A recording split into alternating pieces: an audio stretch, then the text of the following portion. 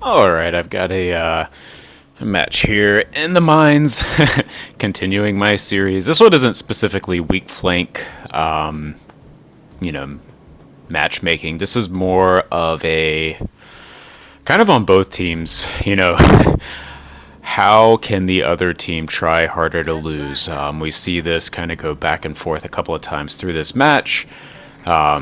And I am definitely just trying to make the best of it. Right off the bat, we have our single destroyer going up the middle, and what I generally think on this map is a pretty low probability play. This is Two Brothers. Anyone who's familiar with this map has certainly seen people try this, possibly done it themselves. But there's a lot of reasons that I don't like running up the mid. You take yourself out of the fight for at least a couple of minutes when you do that. You isolate yourself from the rest of the team. You pretty much guarantee you're going to be one of either the only blue ship or one of a very few blue ships engaged with the red team. And so even if you manage to get up to the northern side, if you start on the south, if you get up to the northern side, their whole team will generally be right there waiting for you. Now, depending on the ship, depending on the rest of the match, occasionally that can work. You can blast through, you can disrupt their formation, you can have broadside shots on either side of you. But the vast majority of the time I see people try this, they're A, in ships that aren't particularly good at it, such as the black, and B, it just doesn't work. The enemy team can really easily collapse back onto you, even if they have pushed out a little bit, like you see the red team is doing here. They're still in range to fight something in B. Secondly, specific to this match, he's a black. Everyone on our team was pretty, signaling either via call-out commands or just their positioning. They're not going that way. He's going to be alone. And on the enemy team, we have a triple division. That's a carrier, a radar cruiser, and... Wait, hold on. Maybe they had the Wichita, but I think the Wichita's not in their division. I think it's an Azuma. But they have the split. That's what it is. It's the carrier, I think the Azuma, and then the split. So they've got a radar destroyer. They do have a Wichita on their team, which has radar. So, this black can push up into B.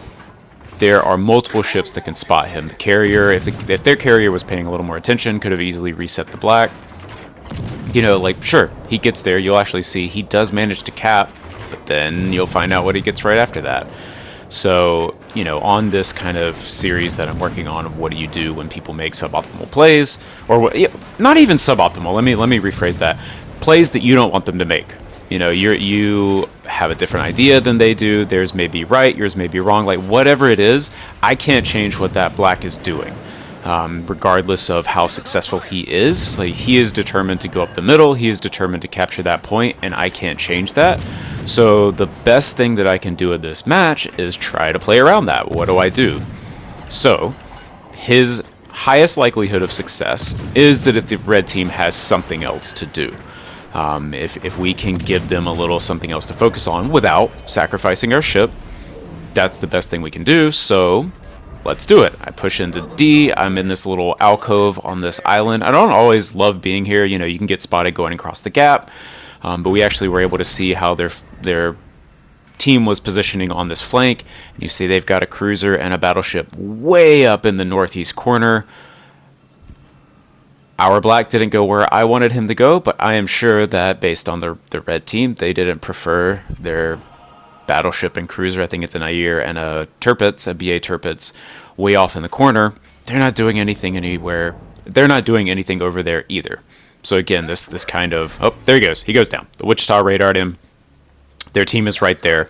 He got the cap, but it's going to immediately flip back, and now he's dead, and we have no destroyer. So it's, sure, you got the cap, but at what cost? Your ship? That's not worth it.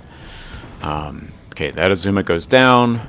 We're trying to support. I think this is a Connecticut on our end over here, so he's certainly overmatched with tier... Wait. Did we have a... Oh, we did have a failed division. It was our carrier and the Connecticut. So whatever our battleship is over here. Sorry, there was a lot going on in this match. There's just so many things that I wish had been different. But we're trying to support this battleship that is pushed up next to this island. I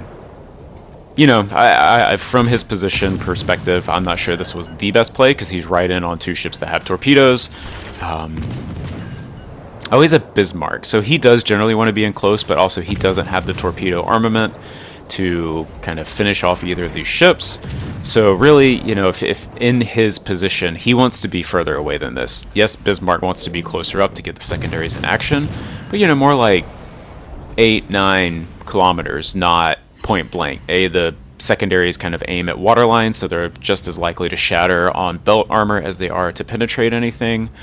And then, of course, these two ships both have pretty decent torpedo armaments, so he's actually in their range rather than them being in danger to him. But he does manage to get the cruiser, so, props to him.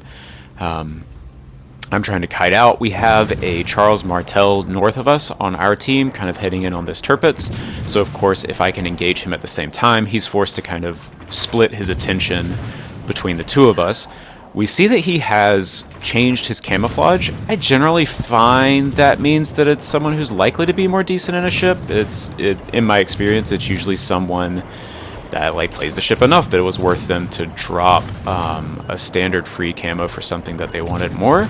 But in this case, we see the BA Tirpitz firing HE at us, and so that's a general sign that he's not great. He is sitting broadside to two cruisers that are at close enough range. We can just eat him up with AP. So again, this is just a flip of flips. Okay, our team made choices that I wouldn't make. Their team made a lot of choices that I wouldn't make. So now we're in this position of we are up 7 ships to 4, even on caps. This is a commanding lead. This is just wow. We've got this game wrapped up even after the black did something that I wouldn't really prefer. But then I notice on the A flank there's a battleship so far away I can't even see what it is. That we've got a battleship pushing way into 2 red battleships. That's not really what I would love to see. I notice this Brindisi is super low, and I'm thinking, uh-oh, this is trouble. We're up on ships, but that battleship up in the corner, which I can't see what he's doing, he's likely to go down because he's at least 2v1, but the carrier may also focus him, and then the split we see pop up right there. I am debating, I remember specifically when I played this match, I'm really debating whether I should go to C to try to slow them down, or whether I should go to B to flip B.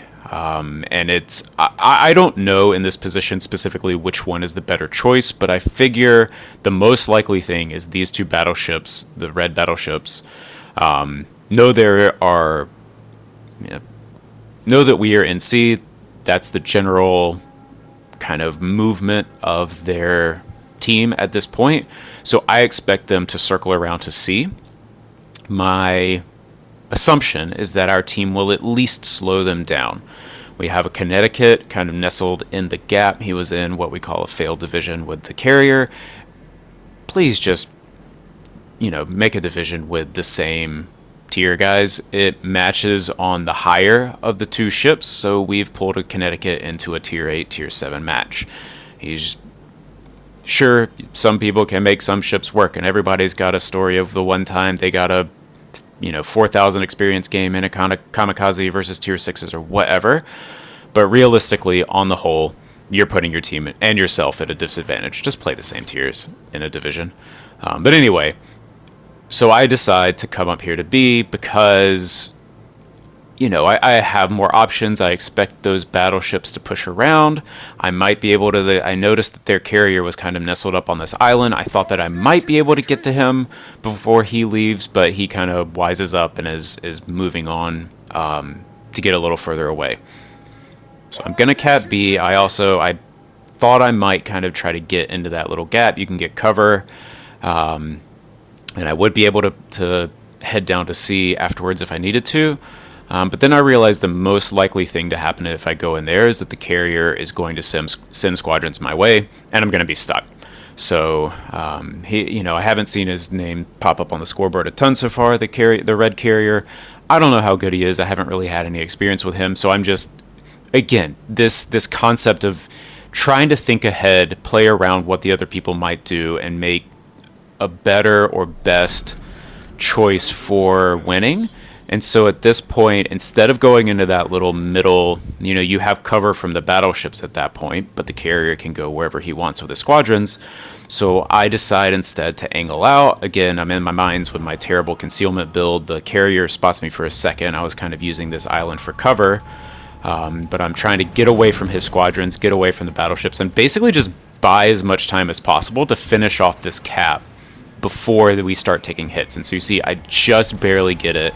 That bomb drop does 350 damage to me, 357 damage, but it would have reset me. And so really that choice to get just that much further away from the squadron might have gotten us this cap, might have gotten us just a few more points. Those little decisions can really add up over the course of the match.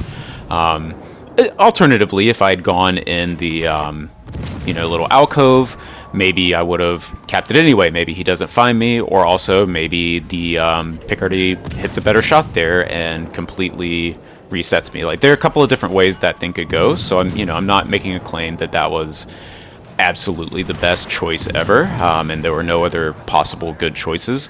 That's the reason that I did that. At this point, I'm seeing our ships go down. Now we are 4v4, and I'm just begging our team to back up. Our carrier is moving into secondary range of the split. The Connecticut's gone down. The other blue battleship on our team has gone down. Like, our team is just throwing ships away at sea for really no gain. We still control sea.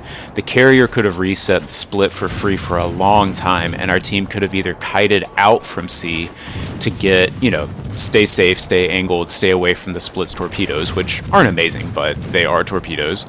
And keep them away from sea. And then the Graf Zeppelin goes down. And I'm super frustrated at this point. We've gone from, I think I said, it was 7v4. Now we're 2v4. We have thrown away 5 ships in a cap that we already owned for 0 benefit.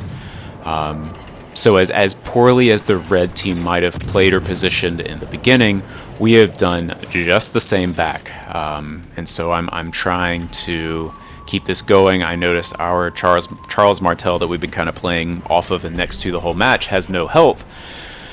So I fully expect him to go down to a carrier. There's only so many times you can dodge a carrier. He will eventually get some damage on you. So I know he's going to go down, and at this point, I fully expect to have to sink at least one ship. I'm hopeful that the Graf Zeppelin can sink this ship, but he doesn't quite get the damage off, but he is low.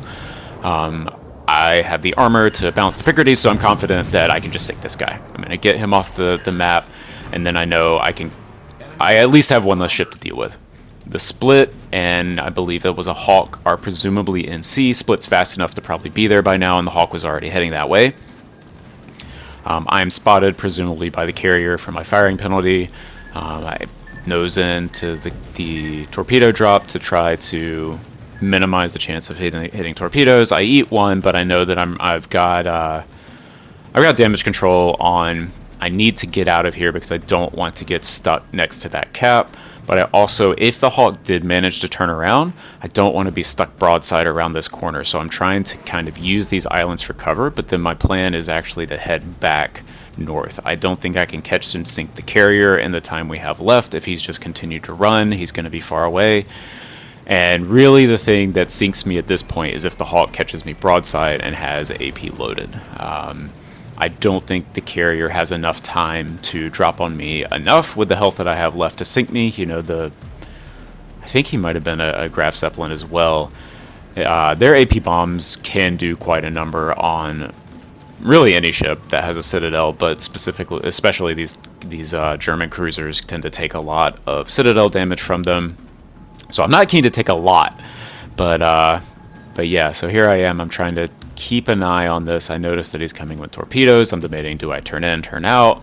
And I realized that my rudder's already turning in, so I might as well just turn to nose into the torpedoes rather than taking a bunch broadside. And also it protects my engine.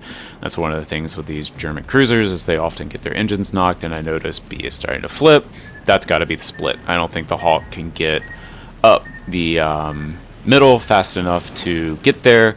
You notice the Split opens up on me. This is the right idea. He knows that he has to sink me at this point.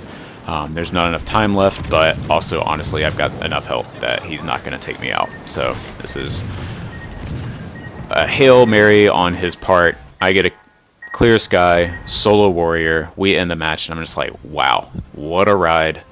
That wasn't the most exciting match from my perspective, but 3,000 XP. I'll take it. Stay alive, stay frosty.